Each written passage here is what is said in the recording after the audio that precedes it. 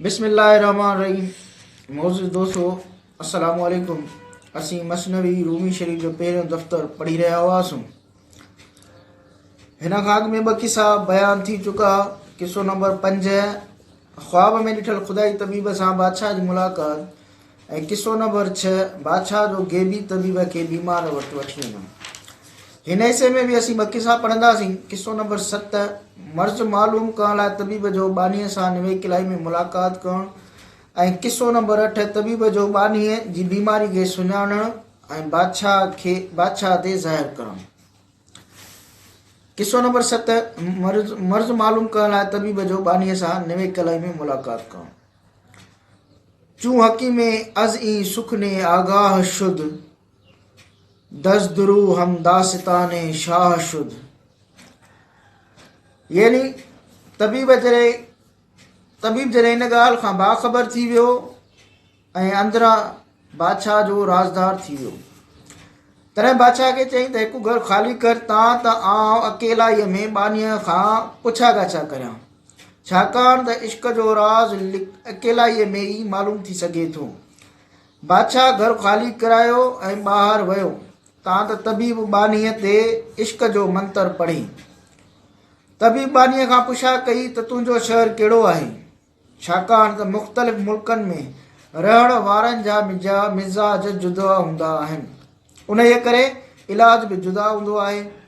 तबीब नब्ज़ ते हथु रखियो ऐं पुछियो त उन शहर में तुंहिंजो रिश्तेदार केरु आहे, पंहिंजाइप जो तालुक़ कंहिंसां आहे।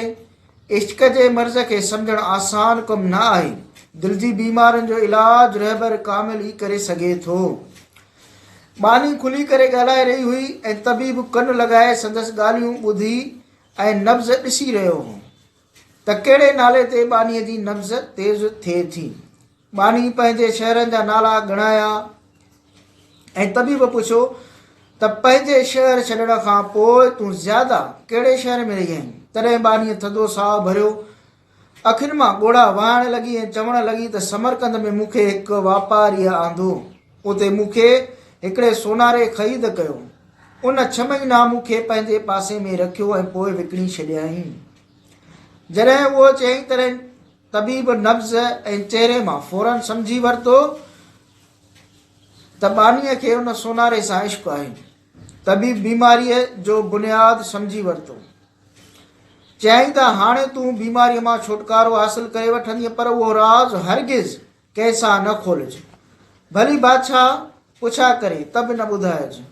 जीअं बरसाति बाग़ खे शादाब ऐं पुररौनक बनाईंदी आहे, अहिड़ीअ तरह आउं तोखे सरसब्ज़ बनाए छॾींदुसि। बाक़ी राज़ न खोलिज, छाकाणि त राज़ ज़ाहिर थियण ते मुख़ालिफ़नि खे मुख़ालिफ़त करण जो मौक़ो मिली वेंदो आहे ऐं कामयाबी ॾुखी थी वेंदी आहे। हुज़ूर करीम रऊफ़ रहीम सल्लल्लाहु ताला अलैहि वसल्लम फरमायो आहे त जंहिं शख़्स पंहिंजो राज़ लिकायो जल्द ई पंहिंजी मुराद खे लहंदो। वाइदनि सां बीमार बानी मुतमइन थी। कूड़ा वाइदा करण वारो सर्द दिलि ऐं कचे कम वारो हूंदो आहे। वाइदे खे दिलि ऐं जान सां पूरो करणु ज़रूरी आहे, तां त क़यामत में तूं उनजो फैज़ ॾिसी। किसो नंबर 8 तबीब जो बानीअ जी बीमारीअ खे सुञाणणु ऐं बादशाह ते ज़ाहिर करणु। हकीमे मेहरबा चूं राज़ याफ़्त सूरते रंजे कनीज़क बाज़ याफ़्त। यानी महिरबान तबीब जॾहिं राज़ मालूम करे वरितो ऐं बानीअ जी बीमारी सुञाणे वरिती त उतां उथियो ऐं बादशाह ॾांहुं वञण जो इरादो कयईं, पर बानीअ जो इश्क जो पूरो किसो खेसि कोन ॿुधायईं। तां त बादशाह खे गिरत न अचे। बादशाह चयो त हाणे कहिड़ी तदबीर आहे। तबीब चयो त उन मर्द खे इलाज लाइ घुराइजे त कासिद मोकिले चऊं त तोखे बादशाह इनाम लाइ घुरायो आहे। इनाम जी लालच में उहो सोनारो हलियो ईंदो ऐं उन जे अचण सां तुंहिंजी महबूबा ख़ुशि थी वेंदी।